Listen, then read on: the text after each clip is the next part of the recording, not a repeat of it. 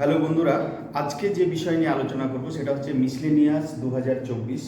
যদি এর নোটিফিকেশন 2023 অনুযায়ী হয়েছে এবং 2024 সালে পরীক্ষা হচ্ছে, এই জন্য আমরা 2024 বলছি। এবং এই 2024 সালের মিসলেনিয়াসের প্রিলিমিনারি পরীক্ষা হতে চলেছে আগামী 15 তারিখ, অর্থাৎ সেপ্টেম্বর মাসের 15 তারিখ। এবং লাস্ট মুহূর্তে আর মাত্র কয়েকদিন আছে, এই কদিনে কি ধরনের প্রিপারেশন স্ট্র্যাটেজি ফলো করলে তুমি প্রথম চান্সে মিসলেনিয়াসের প্রিলিমিনারি পাস করে তুমি মেন্সের জন্য এলিজিবল হবে। তো যাই হোক, আমরা আজকে শেষ মুহূর্তের টিপস নিয়ে আমি আজকে আলোচনা করছি যে মিসলেনিয়াসে আমরা কি করে আমরা প্রথম চান্সেই কোয়ালিফাই করে যাব।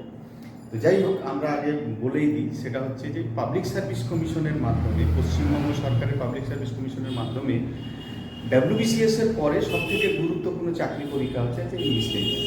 এই মিসলেনিয়াসের মাধ্যমে বিভিন্ন দপ্তরের ইন্সপেক্টর লেভেলের অফিসার নিয়োগ করা হয় এই মিসলেনিয়াস চাকরি পরীক্ষার মাধ্যমে। তো যাই হোক, এই মিসলেনিয়াসের প্রথম স্টেজ হচ্ছে এই প্রিলিমিনারিটা হচ্ছে খুবই গুরুত্বপূর্ণ, কারণ এই পরীক্ষায় পাস না করলে তুমি সেকেন্ড স্টেজে যেতে পারবে না। তো কি স্ট্র্যাটেজি ফলো করবো যে আমি প্রথম চান্সে যেন প্রিলিমিনারি কোয়ালিফাই করে নিতে পারি। প্রথমে আমি আগে সিলেবাসটা বলে নিই। সেটা হচ্ছে যে মিসলেনিয়াসে প্রিলিমিনারি পরীক্ষায় 100খানা কোশ্চেন থাকবে এবং 100খানা কোশ্চেনের মধ্যে প্রথম 75খানা কোশ্চেন হচ্ছে জেনারেল স্টাডিজ এবং বাকি 25খানা অঙ্ক থাকবে এবং অ্যারিথমেটিক যেটাকে বলছি।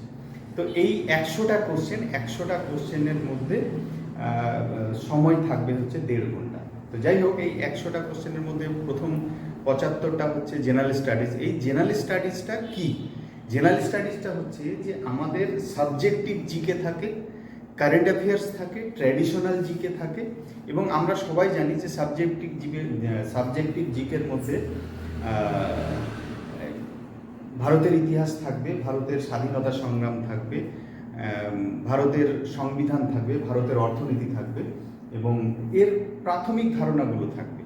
এবং আমরা ভারতের ভূগোল, অর্থাৎ পশ্চিমবঙ্গের ভূগোলও আমরা করব এবং এইভাবে আমরা প্রিপারেশন নেব। নেক্সট হচ্ছে সেটা হচ্ছে যে যেটাকে স্ট্যাটিস্টিক জিকে বলা হয় বা ট্র্যাডিশনাল জিকে বলা হয়, অর্থাৎ ভারত এবং পশ্চিমবঙ্গ সম্পর্কে বিভিন্ন ধরনের ডেটাগুলো আমাদের জানতে হয়। এছাড়াও আমাদের জেনারেল স্টাডিজের মধ্যে পড়ে সেটা হচ্ছে কারেন্ট অ্যাফেয়ার্স।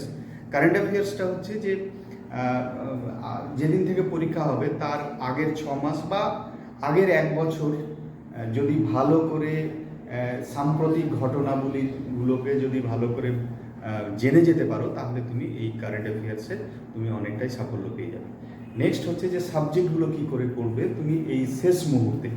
তো আমি বলবো যারা দীর্ঘ সময় ধরে প্রিপারেশন নিচ্ছ, অর্থাৎ WBCS এরও প্রিপারেশন নিচ্ছ, তো এই সময়ে তোমরা ইতিহাস পড়েছো, ভূগোল পড়েছো, ভারতের সংবিধান পড়েছো, ভারতের অর্থনীতি পড়েছো বা জেনারেল সায়েন্স পড়েছো। তো সেই সাবজেক্টগুলোকে তোমার হাতে যতটুকু টাইম আছে সেই টাইম অনুযায়ী ভাগ করে নাও। অর্থাৎ আমার হাতে যদি ইতিহাসের জন্য যদি 2 দিন টাইম থাকে, ওই 2 দিন ধরে শুধু ইতিহাস পড়ো। ইতিহাস পড়ে একেবারে যা তুমি এতদিন ধরে পড়েছো, যা স্টাডি মেটেরিয়ালস আছে বা যা তোমার কাছে নোটস আছে, সমস্ত নোটসগুলোকে তুমি মেমোরাইজ করো।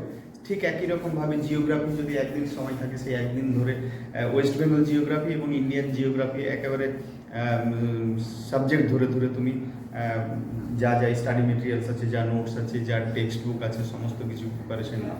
ঠিক একই রকমভাবে ইন্ডিয়ান ইকোনমি বা ইন্ডিয়ান কনস্টিটিউশন বা জেনারেল সায়েন্সকে ওই সময় ধরে ধরে, অর্থাৎ যেটা ধরবে একেবারে কমপ্লিট করে পরের সাবজেক্টে যাবে, ঠিক একই রকমভাবে কারেন্ট অ্যাফেয়ার্স ধরবে। তো এইভাবে যদি প্রিপারেশন নিতে পারো, তাহলে এই অল্প সময়ের মধ্যে প্রচুর মেমোরাইজ করতে পারবে এবং তোমার গ্রিপে চলে আসবে প্রত্যেকটা সাবজেক্ট। এবং তার সাথে সাথে যে কাজটা তোমাকে করতে হবে সেটা হচ্ছে সময় ধরে ধরে প্রত্যেক দিন, ধরো 25টা অ্যারিথমেটিক ধরলে বা 25টা পাটিগণিতের অঙ্ক ধরলে, সেই 25টা পাটিগণিত অঙ্ক ধরে সময় ধরে তুমি চেষ্টা করবে 1/2 ঘন্টার মধ্যে কী করে 25টা অঙ্ক করা যায়, বা প্রচুর প্র্যাকটিস করলে ওই 1/2 ঘন্টার মধ্যে হয়তো 25টা তুমি করে নিতে পারবে। তো যাই হোক, এটা হচ্ছে তোমার সাবজেক্টগুলোকে করবে। এবারে যেটা আমি বলবো সেটা হচ্ছে টাইম ম্যানেজমেন্ট। দেখো, আমি পরিষ্কার করে বলছি, প্রিলিমিনারিতে পাস করার জন্য যে তোমার এক্সট্রা যে জিনিসগুলো দরকার হয়, শুধু হয়তো পড়লাম কিন্তু টাইম ম্যানেজমেন্ট ঠিকঠাক হলো না বা হল ম্যানেজমেন্ট ঠিকঠাক হলো না, তাহলে তুমি প্রিলিমিনারি ফেল করে যেতে পারো। তো তার জন্য আমি বলছি যে আমরা টাইম ম্যানেজমেন্টটা কী করে করবো। তোমার হাতে 100টা কোশ্চেন এবং 1.5 ঘন্টা সময়। তো আমার টিপস হচ্ছে যে প্রথম 20 মিনিটে প্রথম থেকে শুরু করে শেষ পর্যন্ত যে কোশ্চেনগুলো ইজিলি অ্যান্সার করা যাচ্ছে সেই অ্যান্সারগুলো ধরে ধরে অ্যান্সার শিটে কালি করে দেবে, অর্থাৎ সঠিক অ্যান্সারে কালি করে দেবে। তো এইভাবে তুমি একেবারে প্রথম থেকেই যদি একেবারে ফুল কনসেন্ট্রেশন দিয়ে যদি এটা করতে পারো, তাহলে দেখা গেল যে 20 মিনিটে তুমি 40খানা কোশ্চেনের অ্যান্সার অলরেডি কালি করে ফেলেছো। এবং এটা করলে দেখবে তোমার কনফিডেন্স লেভেল বাড়তে থাকবে। এবং বাকি 10 মিনিট আরও চেষ্টা করো যে কোন কোশ্চেনের অ্যান্সারগুলো কি বলে আরে একটু দেখলেই বা একটু ভাবলেই হয়তো অ্যান্সারগুলো করে দেওয়া যেতে পারে। তো দেখা গেল প্রথম আধ ঘন্টাতে তোমার এক চান্সে বা একটু ভেবে প্রায় 50খানা কোশ্চেনের অ্যান্সার তুমি কালি করে ফেলেছো। এবং বাকি সময়টা, অর্থাৎ বাকি তোমার 1 ঘন্টা সময় আছে, এই 1 ঘন্টা সময়ে তুমি অ্যারিথমেটিক স্টার্ট করবে। তো অ্যারিথমেটিক স্টার্ট করবে মানে 25খানা। এই 25খানা অ্যারিথমেটিক যদি তুমি একেবারে ফুল কনসেন্ট্রেশন দিয়ে মাথা ঠান্ডা রেখে যদি করতে থাকো, তাহলে দেখবে যে ওই 25খানা অঙ্ক 25খানার মধ্যে দেখা গেলো 20খানা অঙ্ক তুমি আধ ঘন্টার মধ্যে করে ফেলেছো। এবং আধ ঘন্টা থেকে 35 মিনিট বা 40 মিনিটের মধ্যে দেখা গেল যে অলরেডি 20, 22টা বা 23টা অঙ্ক তোমার হয়ে গেছে। এবং বাকি তোমার হাতে 10 থেকে 15 মিনিট বা 20 মিনিট সময় কিন্তু বেঁচে যাবে। এই বেঁচে যাওয়ার পরে তুমি লাস্ট মুহূর্তে যেটা করবে সেটা হচ্ছে যে অঙ্কগুলো বা যে কোশ্চেনগুলোর অ্যান্সার তুমি এখনো করতে পারেনি সেগুলোকে তুমি ভালো করে ভাববে।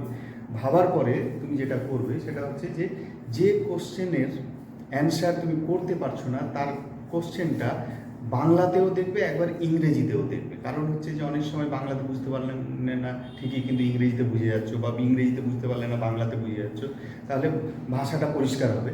নাম্বার 2 হচ্ছে যে ওইভাবেও যদি না হয় তখন এলিমিনেশন প্রসেস অ্যাপ্লাই করবে। এলিমিনেশন প্রসেস মানে হচ্ছে যে 4টা অপশন আছে, 4টা অপশনের মধ্যে তুমি আগে ভাববে কোন অ্যান্সারগুলো মানে কোন অপশনগুলো হবে না। তো ওই যে অপশনগুলো হবে না সেগুলোকে বাতিল করে দেবে। বাতিল দেওয়ার পরে যে অপশনগুলো থাকলো সেই অপশনগুলোর মধ্যে তোমাকে সিলেক্ট করতে হবে যে কোনটা ঠিক হতে পারে। বা এরকমও হতে পারে যে দেখা গেল এলিমিনেশন প্রসেস অ্যাপ্লাই করতে গিয়ে 4টা অপশনের মধ্যে 3টাই বাতিল হয়ে গেল এবং একটা অ্যান্সার আমি কিন্তু পেয়ে গেলাম। তো এইভাবে যদি আরও তুমি ভাবতে থাকো, আরও যদি ঠিকঠাক করে দেখতে থাকো, তাহলে দেখবে যে তুমি 100খানা কোশ্চেনের মধ্যে অলরেডি 70-80খানা কোশ্চেনের অ্যান্সার তুমি করে দিতে পারো।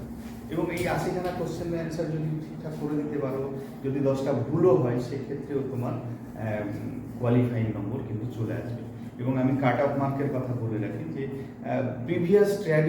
প্রিভিয়াস পরীক্ষাগুলোকে যদি দেখা হয় এবং ওই ট্রেনটাকে যদি বোঝা যায়, তাহলে এখনও তুমি 55% বা 60% নম্বর পেলে ইজিলি তুমি প্রিলিমিনারি কোয়ালিফাই করে যাবে মিসলেনিয়াস পরীক্ষায়।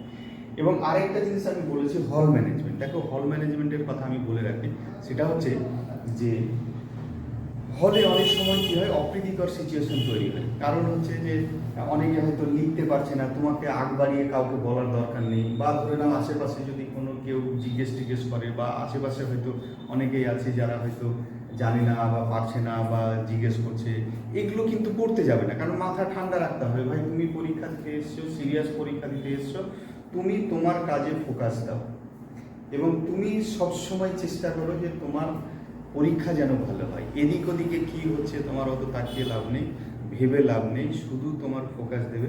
আর একটা জিনিস হচ্ছে, অ্যান্সার করতে গিয়ে বা প্রথমে নাম লিখতে গিয়ে নাম লেখাটা কিন্তু খুব ভাইটাল, এবং রোল নম্বর লেখা কিন্তু খুব ভাইটাল। এবং সেক্ষেত্রে তুমি খুব মাথা ঠান্ডা রেখে প্রথমে নাম, রোল নাম্বার, এক্সামিনেশন সেন্টার এগুলো ঠিকঠাক করে লিখবে এবং ঠিক করে কালি করবে, ভুল করবে না। 2 মিনিট যদি বেশিও লাগুক কিন্তু ঠিক করবে এবং তারপরে অ্যান্সার করা স্টার্ট করবে। এবং আশেপাশে এদিক ওদিক না তাকিয়ে তুমি তোমার টাইম, তুমি তোমার এনভায়রনমেন্ট, তুমি তোমার মানসিকতা, তুমি তোমার পারফরমেন্সের দিকে ফোকাস দাও।